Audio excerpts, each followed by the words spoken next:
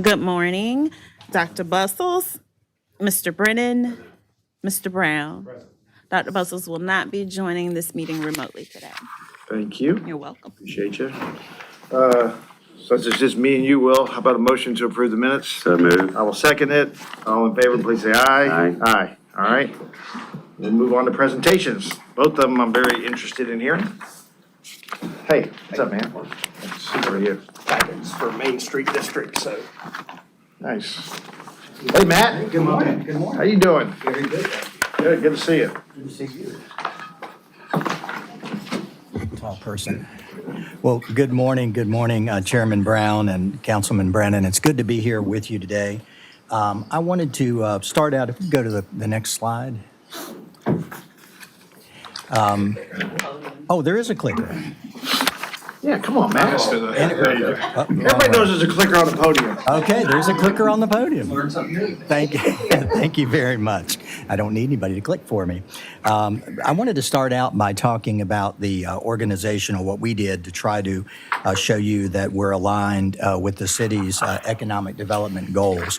I'm going to start out by talking about direct and indirect impact and then kind of elaborate on that if I could. The first and direct impact are the things that we really probably do the best. It's really what we do, focusing on the quality of life in the Main Street District, safety, walkability, hospitality, and of course, clean and safe, which is really the bedrock of what we do.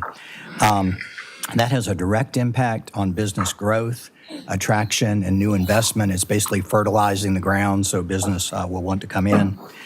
We also think it helps a great deal with your goal of business friendliness, making Columbia a seamless and pleasant place to start, grow, or own a business.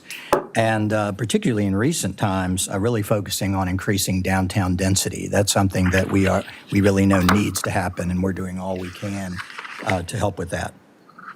Indirect impacts from that are talent attraction and retention. For example, the new apartments that are coming downtown, we'll help keep some of our young professionals here in the city and help grow businesses, and at the same time increasing some opportunities for new entrepreneurship.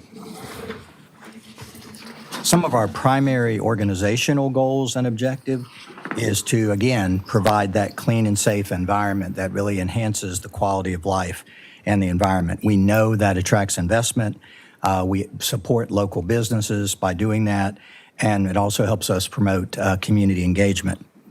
We also really try to proactively manage the public realm to help shape the district's identity and the city's identity as it is sort of the heart of the city. We encourage social interaction, supporting things like the Soda City Market and First Thursdays, those kind of things, create a sense of belonging, and even in our placemaking world, we even take just love, love for the area, love for the city. We work hard on implementing initiatives that foster a business-friendly environment. We advocate for that, for a business-friendly environment. We worked with the city on your new parking regulations and so forth, and I think it worked out much better for everybody. We work to attract quality development and new investment, and we work all the time to support and promote the success of existing businesses. Some of the performance measures that we do document, particularly our Yellow Shirt ambassadors. They use a SMART system, which we do document everything that we do, not only through the district, but actually by block. Some things that we do, we continually communicate with the businesses downtown about parking, communication with that, with outreach for our unsheltered population. We do things we like landscaping and hanging baskets in the area, actually 160 plus hanging baskets and planters. We have a street pole banner program. We work with the public works staff and rotate on a regular basis the street pole banners downtown. We operate a courtesy shuttle, which is 7 days a week from 7:30 in the morning until 11:30 at night to move people around within the district and now up north of the district into the Cottontown area through the grant for the city. We have expanded again. We're working on the Finley Park reopening. We're very, very excited about that and see that as a big asset. I talked with Henry Simons about that yesterday and things that we can do to work together. We're very excited about that. We also, with the help from the city, as I mentioned, have expanded our services into the North Main area, and we hope to continue that. And we're working on updating our security cameras. We're actually working with the Columbia Police, and just for the good of the group, we have actually at the end of July, we'll deactivate the old analog cameras that we've been supporting for many years throughout the district, and we're going to the new, I forget what brand they are, the Motorola or the fancy new cameras that are digital cameras, which are much, much better, much clearer, and they connect directly to the Columbia Police where they can monitor them in real time. The first cameras that we'll actually install this year will be around the Calhoun corridor, and we're working with that, actually working with the Greek Orthodox Church on that to maximize the effectiveness, and we'll hope to do some more of those. But some of the measures we did, safety escorts, and I can tell you what we did last year in the last 12 months and how this has changed, is we did over 19,000 safety escorts in a year's time with our yellow shirts actually walking or shuttling people to where they were going. And that was up almost 7% over the prior year. We picked up, if you can believe it, 163,000 pounds of trash. And yes, we do measure that amazingly. And that was up about 5%. We did about 4,000 outreach contacts, and that's actually down. We have our outreach person was funded through a one-year grant from the city that went away. It was a community development block grant. So we don't have a dedicated person for that, but the other yellow shirts are picking up with that, but we don't have a dedicated person for that right now. Shuttle pickups have increased greatly, about 38% in a year period. I think that's post-COVID. During COVID, people were reluctant to jump into the shuttle, but now that that has passed, we're getting a lot of calls for shuttles, and business contacts are up over 30%. And I think that's because we have a new manager for our program that is much more engaged and is really getting our guys. We're going into businesses and finding out what their needs are. Some other projects that we're doing. As I mentioned, placemaking. That is a big priority for us to really make downtown and the city a destination. Some of our projects we're working on now is a new puppy patch in front of the hub.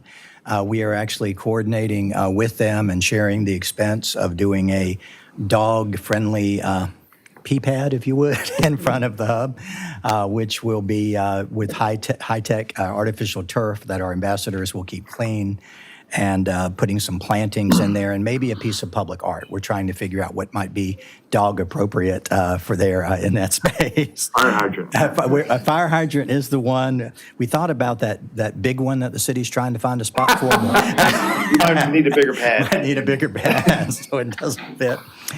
We are also working on an alley activation project. If you look at the bottom left, that's not the actual design on the right with the bright colors, but that's the alley behind the Prisma Women's Center. We've been working with Prisma and with the surrounding property owners to turn that just utilitarian alley into kind of a destination through color and lighting and so forth. We're working with Tim McClendon on a design for that, and we're going to have some support for that, both for Prisma and from the Prioresci family. They wanted to do something to honor the legacy of Tom Prioresci, so it will be, we're probably going to call it Tom's Way, to emphasize that. So we're excited about that project and hope to have it might be underway in the next 12 months. We should have the design very, very soon that we can pass around and review with the city. The ceiling of lights on the 1600 block, we keep working on that and maintaining it. It's turned out to be fairly expensive for us to maintain, but we keep doing it because it's so popular and want to keep that going. We did a waste and recycling corral pilot project with the city. You can see that on the bottom right.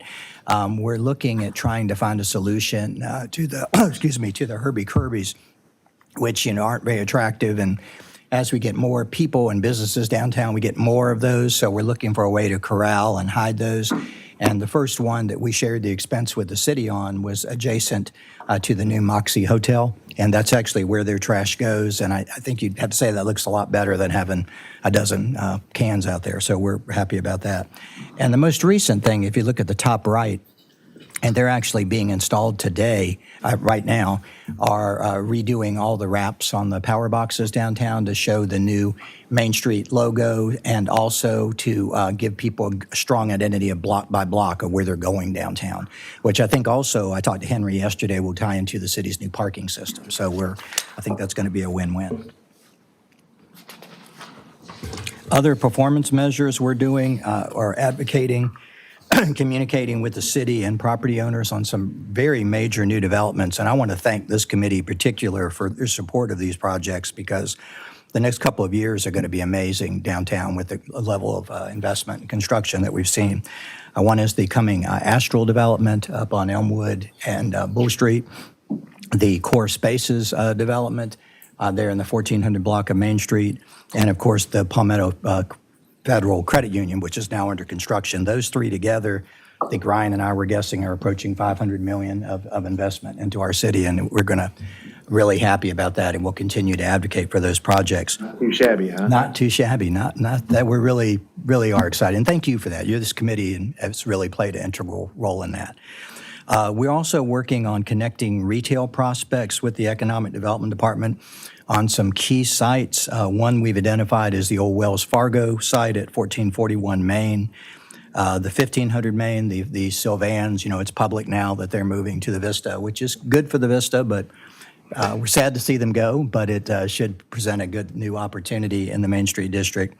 And also the long-term potential of Hope Plaza. I know that's something that's on the city's radar too. And we have had some development companies express interest in it to us, and I'm sure they have to the city too. And someday perhaps that can be redeveloped and be very positive for the area. We're also want to very much support other districts, including the Vista, where I know they're exploring doing a business improvement district, and we want to help them with that in any way we can. We've even talked to them about sharing some sort of the management of the bid with them, so we'll see how that goes, and thank the city for supporting that effort.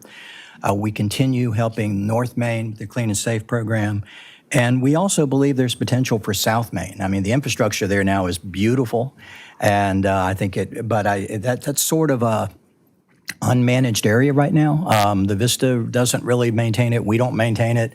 I'm not sure the university maintains it, so it provides an opportunity, I think, to have that area considered It's a really good part of Main Street. test for all of us and I know the university understands how important South Main is, and we don't want a bunch of vape shops and Verizon stores. No offense to vape shops and Verizon, but we want something, Yeah. that really, it has to connect the university, to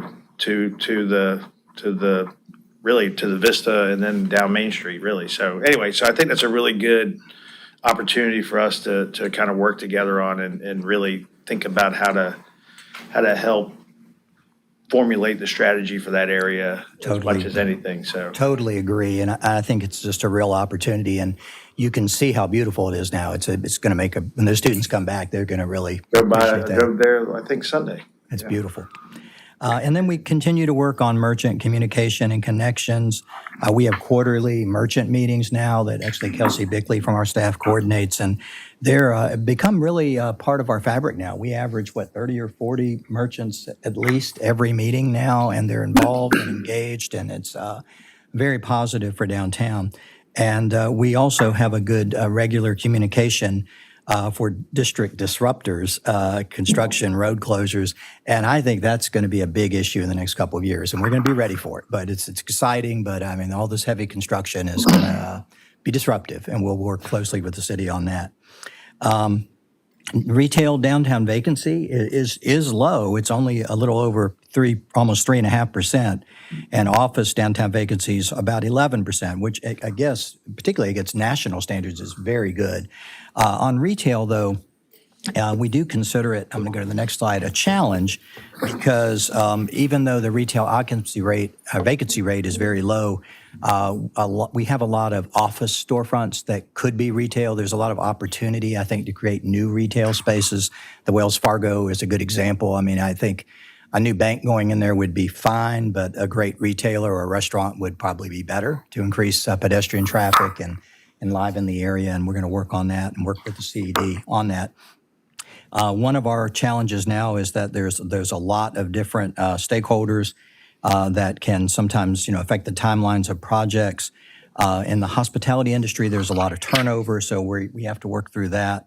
And then we have to maximize our resources with the Columbia Police Department and social services providers. I don't have to tell council members how challenging that is, and we're all working together on that, and we'll continue to do so. And then anticipated barriers ahead. And this is one, it's probably the first time I mentioned this to anybody on the council.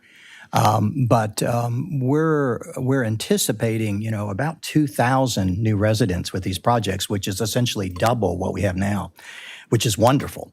It also means with this $500 million of new investment, our bid will receive a lot more revenue, but there is a lag in that. It will be about the residents will probably be here a year or two, and the city will face, I see Jeff cringing over there. The city's going to have. That's his normal. The city's that's going to just his have, normal way that's of the doing normal business. CFO Clear, I face. said I was going to be positive. Don't worry Say yes don't worry to about everything. Jeff cringing. You can take that out of the minutes. But we do anticipate having a big demand for services when all these people come, but it will take us a couple of years to have the revenue to support that. So we're all going to have to work through that together, and we're already planning on that. Some fiscal year 25-26 opportunities is again to continue exploring the need for any expansion of services with our neighboring districts or organizations. Basically anything we can do to partner with anybody for the good of the city. We want to continue to work with the city to identify and manage a public restroom solution, which has been an issue for some time. And then we want to continue to work, in fact, talked to Henry about it yesterday, to keep working on the perception of safety and accessibility of parking garages. So we're all working on that together. We also want to do 2 new placemaking projects in the coming year, again, to create that sense of love. And I can't even describe it. Kelsey probably could, but it has to do with flowers and trash cans, and it's going to be great. So, so watch out for that. And then we'll continue to identify ways to make the pedestrian experience better. Some of our goals, and some of these are challenging, would be even though the vacancy rate is very low, we'd like to double the amount of shopping bag retail in the next 5 years. I think we currently have 19 retailers, and we'd like to get close to 40. And that's going to take a lot of work and a lot of conversion of office spaces to retail, but it's a goal that we're going to work on. We know we're going to double the number of residents unless something bad happens. It's going to happen. And we're going to keep advocating for that and the quality of the development, which I actually believe is going to be very good. And then to continue working with the city to celebrate those accomplishments and those projects because, things really like Councilman Brown said, there's a lot of really positive things happening right now, and we want to help get the word out on that. So that's all I have, but I can answer any questions that you might have or my staff can. Heather Spires and Kelsey are with me today. Thanks, Matt. I really, and just so we don't lose this, we really appreciate y'all's involvement in the city and keeping things put together downtown. So you're invaluable to all of us, and your efforts are appreciated. Thank you. Thank you very much. Thank you. Bill, you got any questions? Real quick, Matt. Yes, sir. So we've learned from other hospitality districts with the growth of the city and infrastructure comes the need for communication. And so you didn't mention Assembly Street, which is a project in the Yes, queue. I'm It's going sorry to take some about that. time, but Yes, yes. I know the DOT's got a project manager and working on that. So some good feedback from the district, I think, will be important. But also communicating to the businesses, to avoid any disruption of business. No, I think it's important. I think y'all can play a key role in that. Thank you for bringing that up. We are very excited about that project, particularly the Gervais and Assembly intersection, but even with Finley Park opening. I did talk to Henry about that yesterday too. There's going to be a lot of people crossing from the Main Street District to Finley Park, and we've got to be ready for that and make sure it's a good experience and, like you say, communicate those kind of things. So thank you. We'll absolutely. update Thanks, our team Matt. with that. Thank you very much. Couple other quick questions. So how would you describe the overall vibe right now on Main Street? I think it's very good. People are very excited about things. Another note I guess I could have is, we always have the summer doldrums in Columbia when all our students leave town. Because it's 1,000 degrees. Yes, but in the past, we used to get almost desperate phone calls from merchants. We really don't get those anymore. Yeah, good. I think people come now on a discretionary basis. They come downtown. You see kids coming downtown. We have a great ice cream shop. And we're getting another ice cream shop opening soon. And I think Mass General Store and the market, all those things contribute to that. So that's better than it used to be. I think there are maybe a little bit of trepidation about all the construction that's soon to happen, parking shifting around, those kind of things. But we'll work through that. We know we're going to have to. You mentioned the parking. What is the feedback from merchants as we work through? Y'all are pretty much the first case study that we're working with. What's the feedback? I've heard some restaurateurs have customers come in and they don't know what to type in. Have you been giving good feedback to staff? We have had mixed feedback. I mean, we've had some folks that knew it was coming, knew it had been delayed, and those kind of things.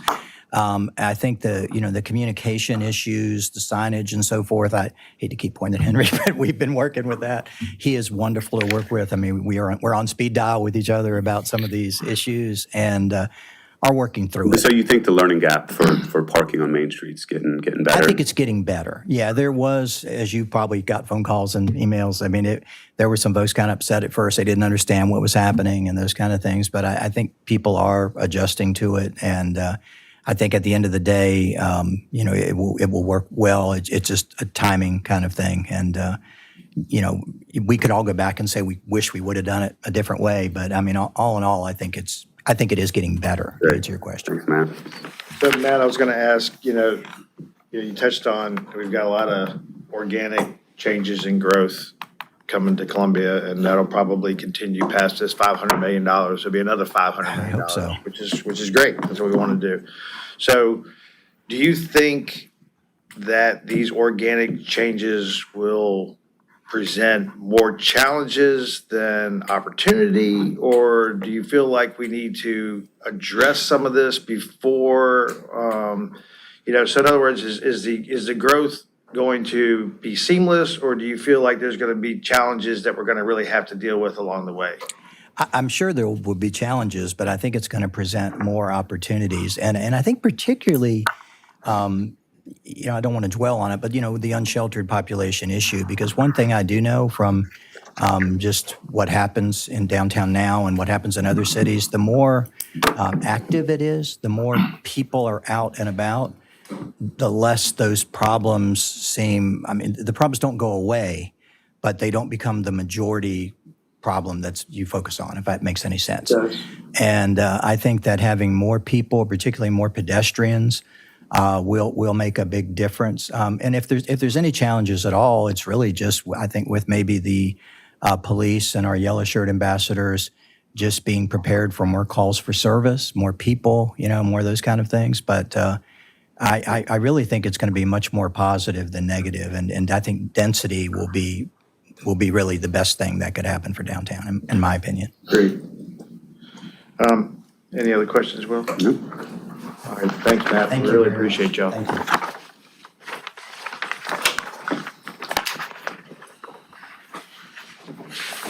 All right, Rick, you're up. There's buttons on the podium, as we've learned. Pardon me? There's buttons on the podium, as you know now. Yes, got it. Got it.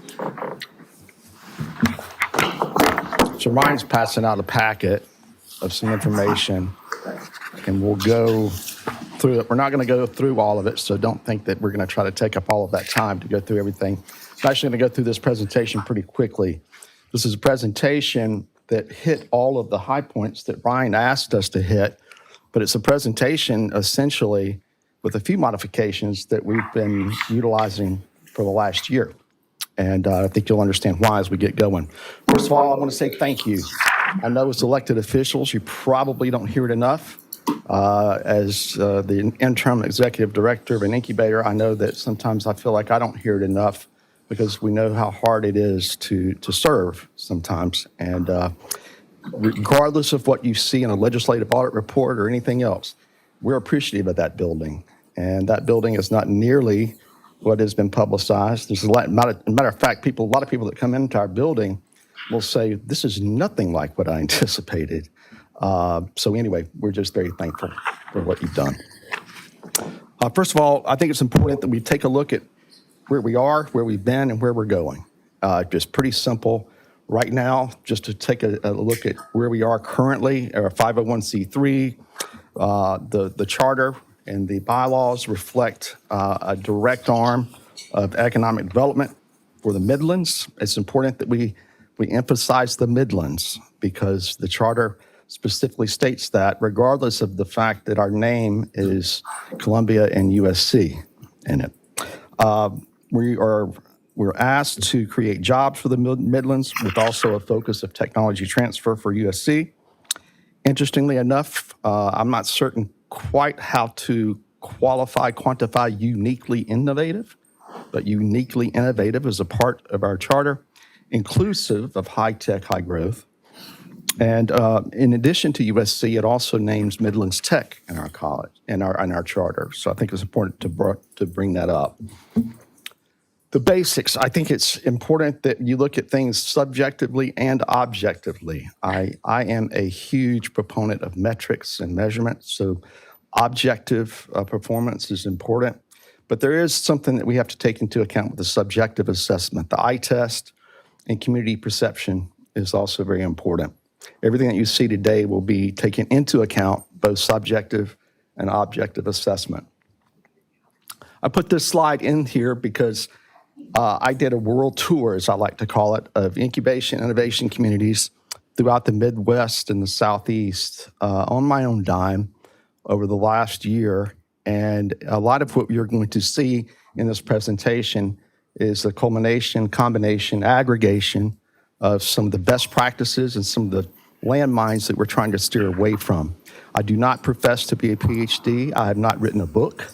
I am just simply approaching this from a common sense standpoint and looking at the best way that Columbia can be the best version of itself, not trying to be Greenville, not trying to be Raleigh-Durham, Atlanta, or any other place, but the best version of Columbia.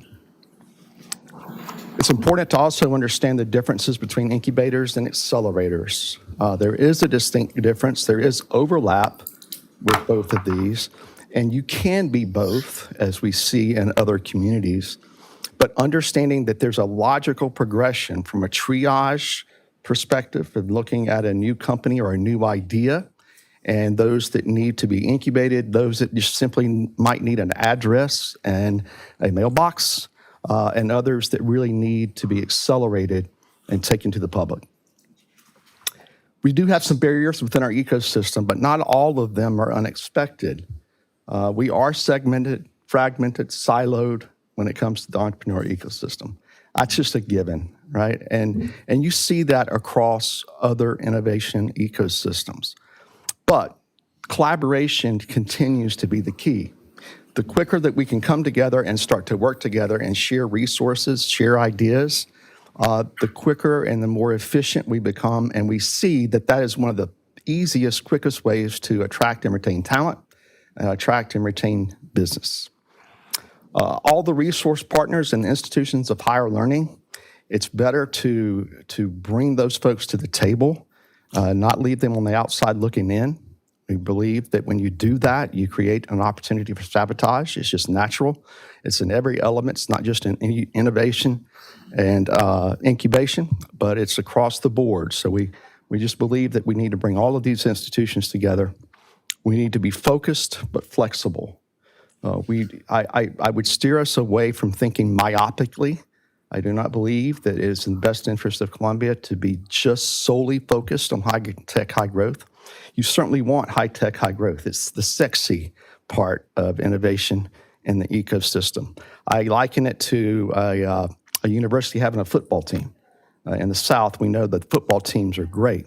But as we've witnessed in Columbia, it would be a shame if we didn't have a girls' basketball team, if we did not have our own baseball team, although baseball has not done as well this year as we would have liked in our area.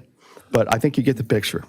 We need to be inclusive of everyone that has an idea and everyone that is stepping up to the table for entrepreneurship.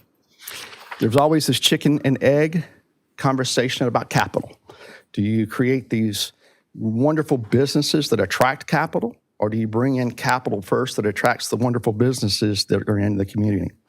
I would suggest to you that it's a combination of both.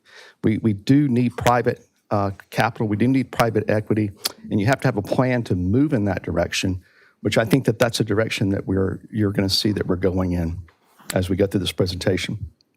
And we do need space. You know, I mentioned that we're thankful for our building, and we certainly are. But in communities that are thriving within their innovation ecosystem, having the proper space where you can have collaboration that you're proud of, that you want to put out there as a gateway to your community from innovation and entrepreneurial standpoint, we certainly do need that. And I think everyone agrees that it's time that we do identify new space. Historically, this is where the funding for the incubator has come from. Not a secret, and this is not abnormal. Some level of public-private funding has really been a mainstay of a lot of the ecosystems that I've seen around the country. And we need to do a better job of leveraging this, quite frankly.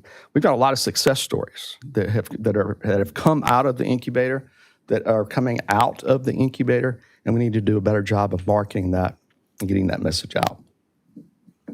Current economic impact, this is important. It shocks people when I tell them that over the last year, when we took this survey, we had 49 companies. We're up to 60. Now, we're up to 60 companies that are in that building. Do all of them need to be there? I don't know. We're going through that. We're triaging that. We're paring that down. We believe that probably we could reduce that to about 25 to 30 that actually need to be there.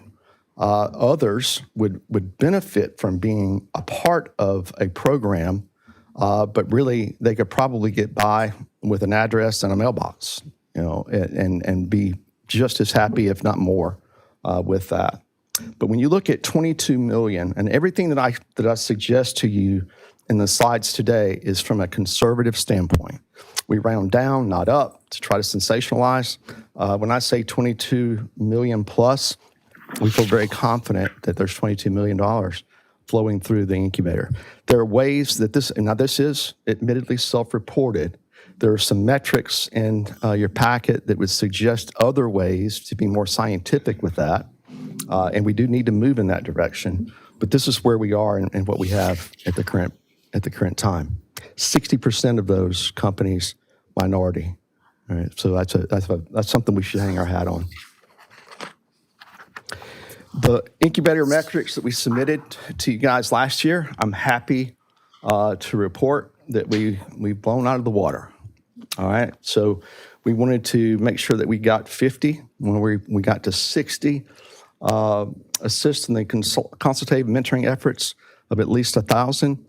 We blew that out of the water. We got 1,600 unique visits through the partners and through the incubator, inquiring about an idea that maybe or maybe not led to a business plan, maybe or maybe not led to a new business. Now, when I tell you that we need to do a better job, that's the next step. It's getting first these resource partners that are in our ecosystem to get used to reporting.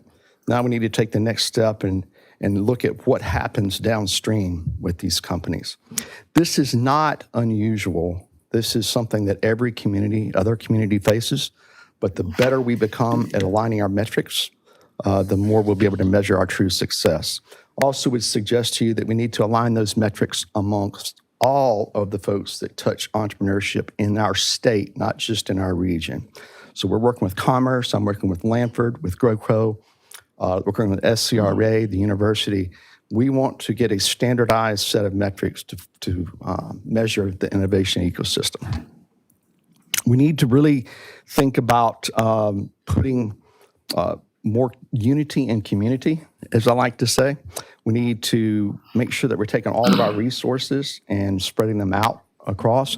The only thing that I would suggest to you is number 5, where we may not have, in your eyes, hit the mark on what we suggested, and that was to promote 2 labs with the MacBooks and Mac machines that were a part of GEAR funding. But we have taken that to another level. While they're not 2 labs, we are then now taking that and partnering with Palmetto College and taking those machines and putting them on Fort Jackson and starting a mini incubator there through Palmetto College. That will be launched. We're looking at September with that. Here's some of the highlights of what we've had over the last year. Resource partner meetings by going out to, we've identified some 60 different folks or different organizations around the Midlands that touch entrepreneurs. We've started bringing those together. The number one thing that we learned out of the 2 meetings, we got a 3rd meeting coming up again in the fall, is that the resource partners, their biggest barrier were finding customers, finding entrepreneurs. The entrepreneurs said their biggest barrier was finding the resource partners. We look at that as an opportunity. We need to do better at triaging, and we need to get the message out that there are opportunities that are oftentimes not taken advantage of. Women's Entrepreneur Group, we've got 40%, probably over 50% now. Well, not probably, we are over 50% women in the building. So putting together a women's entrepreneur group was a no-brainer. The 4-Block Initiative and AI Nautics, very proud of this. Our own Tim Davis kind of came up with this plan for this 4-Block Initiative. We kicked that off last fall, and AI Nautics was just named the Entrepreneur of the Year by the Columbia Chamber. So proud of those guys for what they've done. Looking at soft skills, banking roundtable, we just had 35 bankers come together in our building. We were excited about that because there were things that I learned about that were available that even through the city with some of the opportunities that are available that we're able to now give out to the folks in the building to make them aware of it. Workforce placements for workforce development. This is something very exciting too. We're going to continue moving down this pathway and in that bucket. We need to have funding to find that. And we're going after grants. We're interviewing grant writers right now to be able to go out and look for those buckets and look for those opportunities. But 168 folks that were placed into jobs out in the community. That was really exciting for last year. We invited 1 Million Cups from the Kauffman Foundation. They're now meeting on the 4th floor of the incubator. They average 35 to 40 people, 40 entrepreneurs that come in each week, every Wednesday morning. Invite you guys to come and join us for that. That's great. And just recently, the Infosystems and Audit and Control, ZACA, they've been looking for a home. They really do a lot of good work for the community, for the innovation community around the state. The local chapter will now start meeting at the incubator. Their first meeting is on Friday. They're really focusing heavily right now on cybersecurity. We know that that's a big deal. So we're excited to have them join the fold. So let's move to the second phase of this, and we'll go through this quickly. We are suggesting that the incubator rebrand and rename to be more aligned with the charter and the 501c3. What is being suggested is the Midlands Innovation Exchange. Drop the E, emphasize the X, and we need help finalizing the marketing for this. We want to continue public and private funding with a business board and an advisory board. We think the board needs to be pared down and getting into best practices from a business standpoint. 5 to 7 is where we probably should be, and then have an advisory board of mentors and business owners that can be in the community and help us. All the resource partners, all the institutions of higher learning, as I mentioned before, access to capital through innovative companies. We do not have a ton of capital at the table at this point. So it doesn't mean that we bury our head in the sand and not go after it. Let's take these companies, let's take these ideas, let's triage them, let's get them forward and see if we can attract the capital to our area. The new space is a no-brainer. We're actively looking. I got to thank publicly Robert Hughes, Todd Avant, Spencer Green. They're working with us, and it's no secret we missed out through no fault of our own, or no fault of the cities. We missed out on great opportunity on Main Street. I should just keep my mouth shut about that. But we're going to continue to look for another space. Looking for space in Bull Street? Pardon me? Looking for space in Bull Street. We'll go anywhere that makes sense. I was going to ask that because I think it's really important. I think you're right that in today's world, every successful entrepreneurial campus has to have the right facility. It just has to. So is the Vista an option for Yes. for y'all? Yes, sir. Okay, if I dropped you out of a helicopter, where would you want to land? If you could pick your own space, where would you The go? world, according to Rick, would land at Bull Street. Okay, And here's why. You've got the med school that's going in around there. You've got a lot of high-tech businesses and things that are going in there. It's going to continue to grow. It's a demographic that's very conducive to entrepreneurship and innovation. I think that's a great location. I could also make a case for the Vista because of the proximity, getting closer to USC. right. I can make a case for 5 Points. I think what Yeah, I could Lanford too. and them are doing is great there. We want to embrace that. But right now, we need a space. But I will say this, because I think this is important. The building does not make the innovation community any more than the building makes a church. It's the people, it's what we do, and as successful that we are. Does it help? 100%. But I think there's innovative things that we can consider. Perhaps maybe it's finding 2 or 3 offices and multiple office buildings around our community, and then having that being donated and designated as incubation space where they offer that at a reduced rate. And then we put all of our resource partners in a specific smaller location. That's one proposal that's on the table that we'd consider. But we're open to anything that makes sense. Okay. The other thing that we're looking at is really focusing on the Midlands. Continuing to look at high growth, high tech, but one of the things that we looked about that we heard around the country is thinking about this from a regional perspective, where your natural hub is Columbia, but reaching out and sharing resources. I went down for a meeting that I'll emphasize here just a little bit, that was put together by SCRA, where we met with the folks down in Aiken and looked at opportunities for cybersecurity, looked at high growth, high tech, what that means. We were having meetings and talking with big players in life sciences. $75 billion of annual revenue that's coming through our state right now with life sciences. I think we should absolutely focus on the life sciences. You got a natural corridor that comes right through us with 26 that reaches to the upstate down to the low country, where your major hospital systems around the country all are on that corridor. So it's a great natural thing for us to focus on. But I don't want to get away from the fact that we need to be entrepreneurship for all. Everyone that has an idea that comes through needs to get access to the same resources. And we need to do a better job of triaging that. But I do think there are natural things that we need to focus on that would behoove us based on the resources of our state. So how did we do based on your metrics? And how are we going to do? I think we checked the box for all of those things. The one thing that I'm worried about is the density part of this because of our building challenges. I don't know that we will hit that right here inside the confines of Columbia proper, unless any of you guys have the ability or can magically produce a space for us. If I had all the money in the world, I'd build one out because I believe in this that much.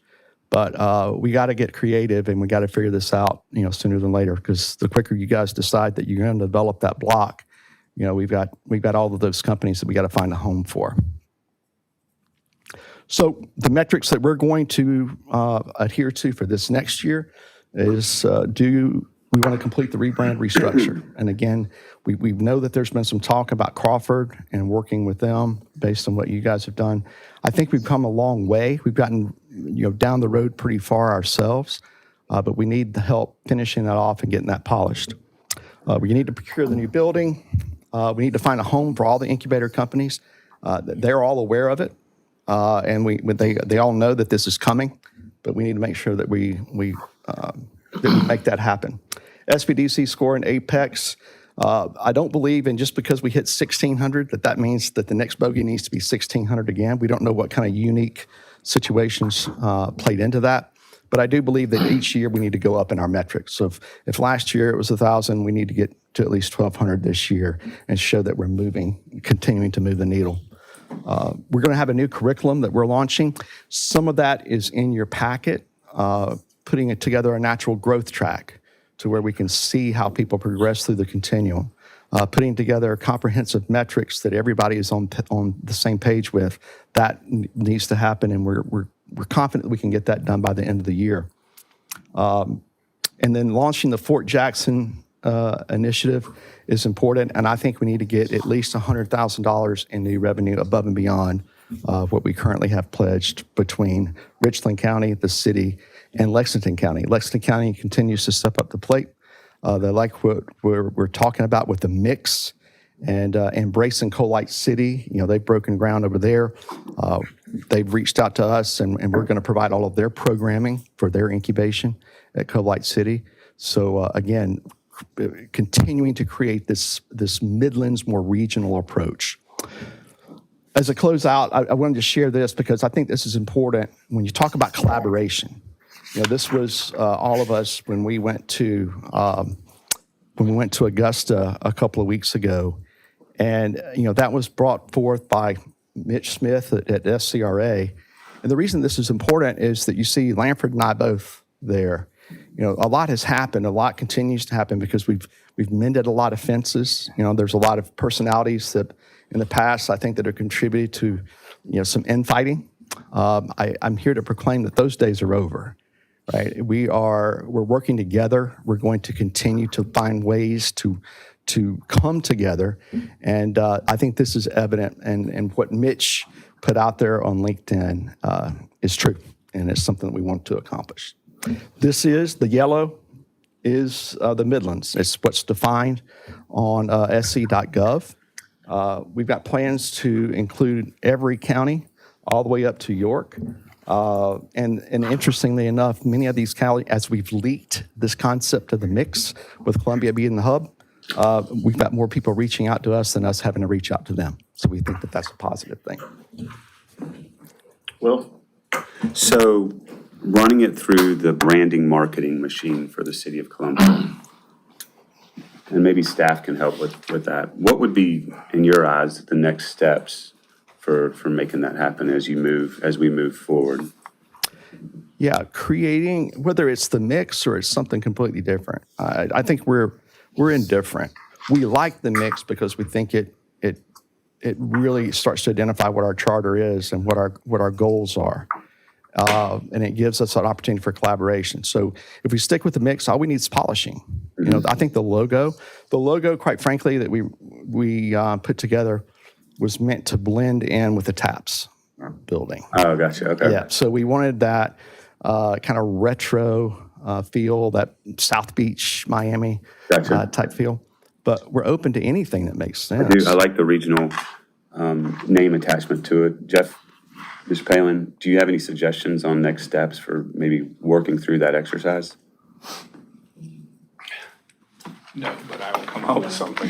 I think the key is, But yeah, I like the mix. I think it's got to fit the brand with Columbia. So I'm okay with all that, you know, we can, but as it is, it'll be hard to make the connection from this to what we're trying to accomplish. So I'm okay with it. I just think it's got to have some Columbia branding associated. I agree, but we also have taught that there's going to be lots of destinations where the mix operates. Yeah. You know, and it all comes back to Columbia, all goes out to the other surrounding counties and municipalities.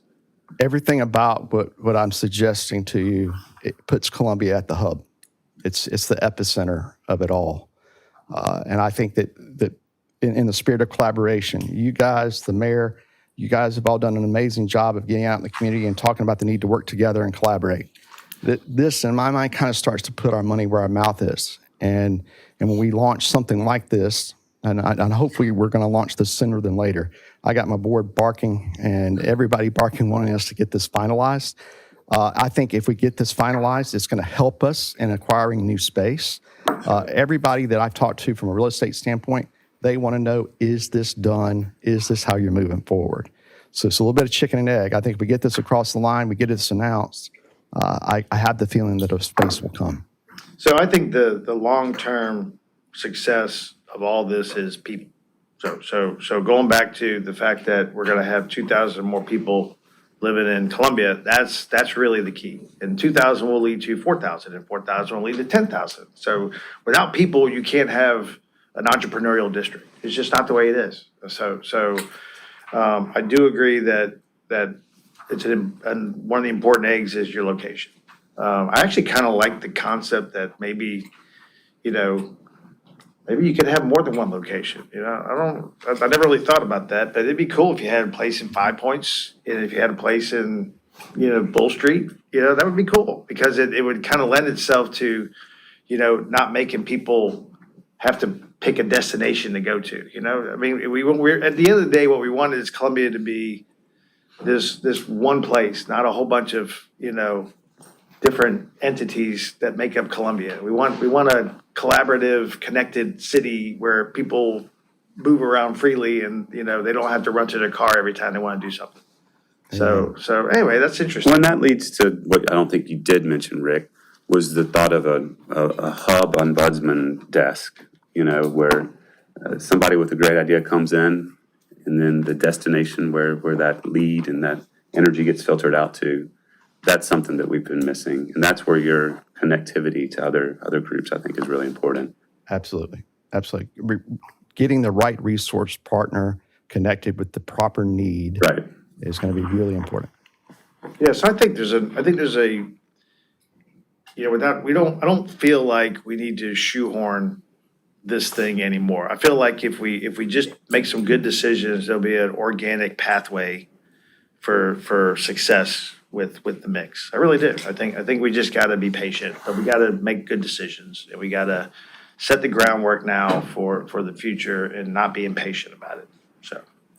So going forward, Ryan and I will get with Rick. I think y'all already put together some information as to what you're looking for, and then I'll work with Ms. Wilson and Justin and PR and Missy and budget, and we'll come back with something. Sounds good. Crawford has some opportunities for us where we have our contract, y'all have passed, but approved, but we do some one-offs, collabs with them on certain things. But I do know with them, the goal's always gonna be the brand as we have established it, so not Miami, Right. not retro necessarily. It'll be the feel of what we've established with Crawford for Columbia. Again, what you see and what I put up on the slide deck is just us reaching for something. We needed something to fill a spot while we got all this worked out. We're not tied to anything. We're pretty tied to the mix because we market tested it. We know that it starts to stick. I mean, we got people contacting us versus having to reach out to them and wanting to know about it. We feel like it's catchy enough that it would work. As far as what it looks like, we are so open and we want to make sure that we work with you. Good deal. All right, thanks, Rick. Appreciate you. Yep, thanks for the presentation.